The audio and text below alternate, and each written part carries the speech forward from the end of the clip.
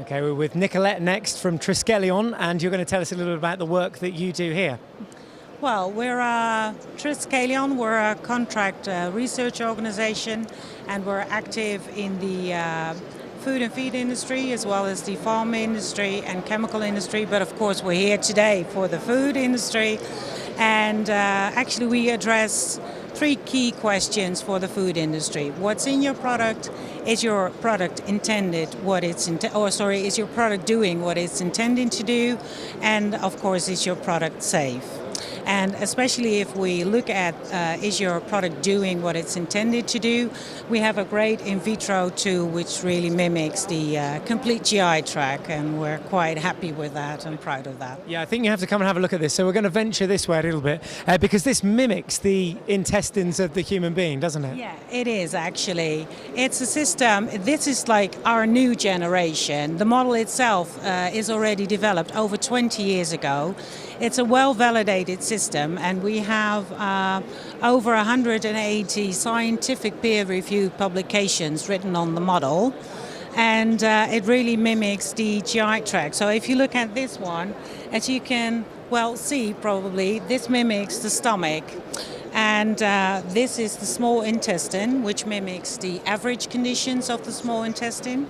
And when food compounds are breaking down in the human body, the smaller compounds, of course, will be taken up by the epithelial wall.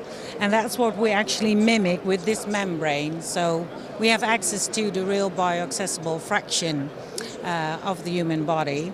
And at the end, I don't know if you can see it very well, but that's where we can take samples from the ileum digestible fraction. So, yeah.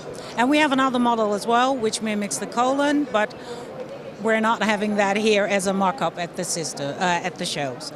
And who do you like to make contact with at these shows? Who are the people that you're hanging out to speak to? Yeah, well, we like to come in contact with companies that make ingredients or food products for a better health, a better well-being for their consumers in the end. So we can look at digestibility of protein sources and see whether essential amino acids become bioavailable for the human body.